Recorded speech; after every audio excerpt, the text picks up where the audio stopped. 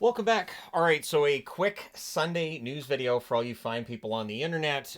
What everybody's talking about right now online is that Capfriendly is apparently about to become no more.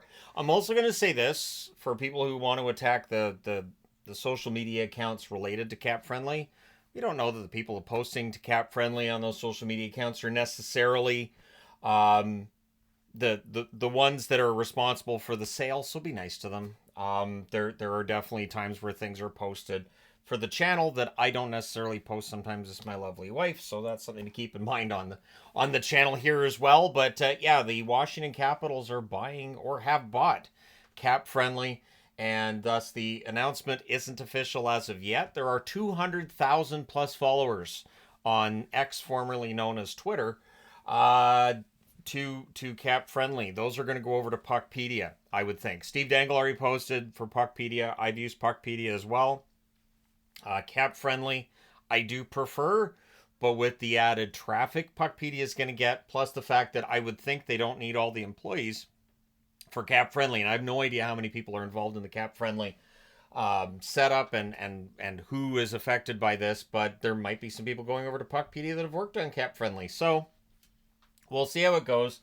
And for the Washington Capitals, they're buying up a resource that it's going to help them. It absolutely is. I just picture like Ted Leonsis sitting there and just armchair GMing all day and just, here's a mock trade. What do you think of this? What do you think of that? But there are a lot of parts of that site that are a ton of fun. It's a shame. But it looks like the site will likely go dark on July the 5th. When the sale becomes official, the site will be gone off the internet. I would think, if the Capitals really want to troll, if they really wanted to troll, you could have the Capfriendly URL go right to the Washington Capitals website. I don't know that that's going to work either. But anyways, let me know your thoughts, and if you know of any other resources people use for, salary cap or armchair GM, that kind of thing with all that. And I've already seen people on social media saying, maybe I should start one. Not me saying that they should start one. I certainly would be open to it if it wasn't for the fact that it's a lot of resources, time, money, and all of this that goes into it. So there are definitely people out there definitely better suited to set one up than me. So yeah, the Capitals buy that. Let me know your thoughts in the comment section below. Elliot Friedman reporting that the Calgary Flames have kind of learned their lesson. So during the season, Markstrom reportedly got upset with how noisy all the discussions were about him getting traded. We know this because he said it right to the media.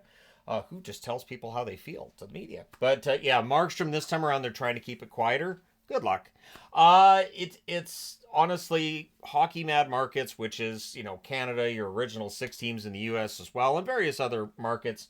Good luck keeping stuff like this quiet.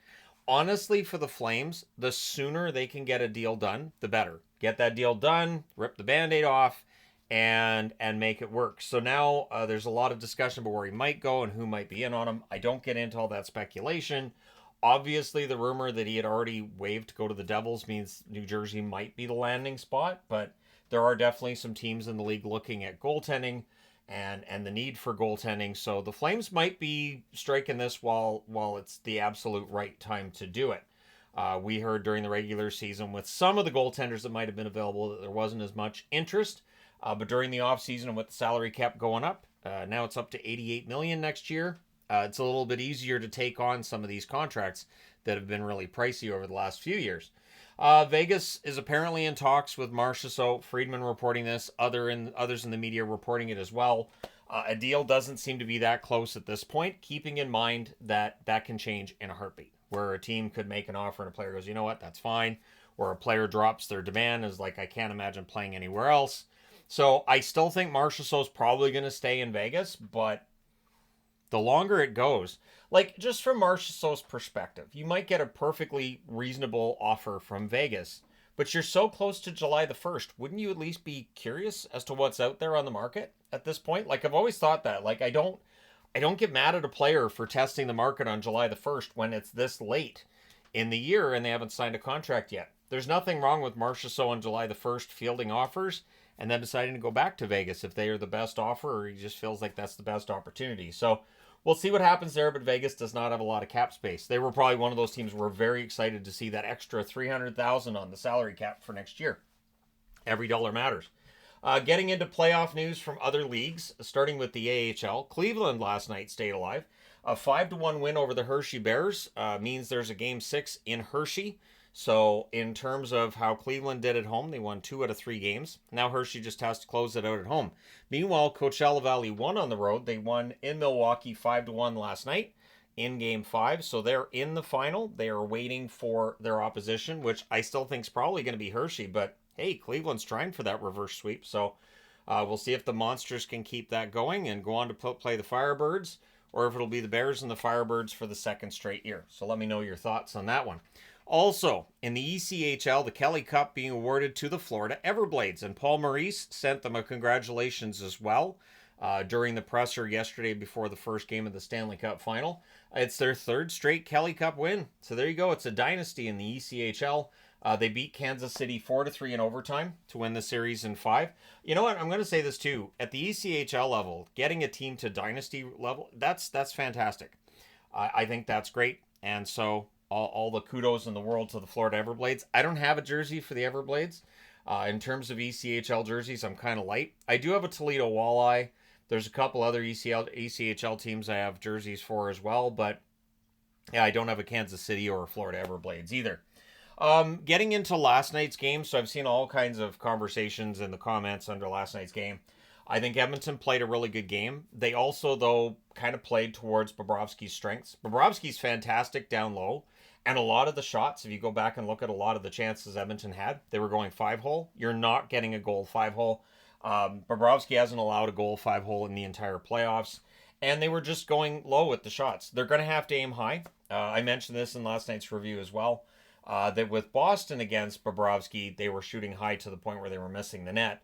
And so that just added to the issues Boston was having. Edmonton's going to have to get more accurate, and they're going to have to aim higher. Taking nothing away from Bobrovsky, just saying that the plan they've got so far has not been working. They're going to have to alter the plan for tomorrow night's game. They cannot afford to lose that second game and go down 2-0 against Florida. So tomorrow night is the most important game the Edmonton Oilers will have played since 2006. Remember that 2006 series against Carolina, that series was great, goes the full 7 games.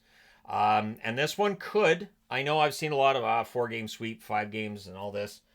It was a close game. And Bobrovsky really stole it. Good theft by Bobrovsky. We'll see if he can do it again. So let me know your thoughts in the comment section below as always. Don't forget to hit like and subscribe if you've not done so already. Again, I'm taking my shot at some street hockey today, and crossing my fingers that I won't mess up my hip like I did last time.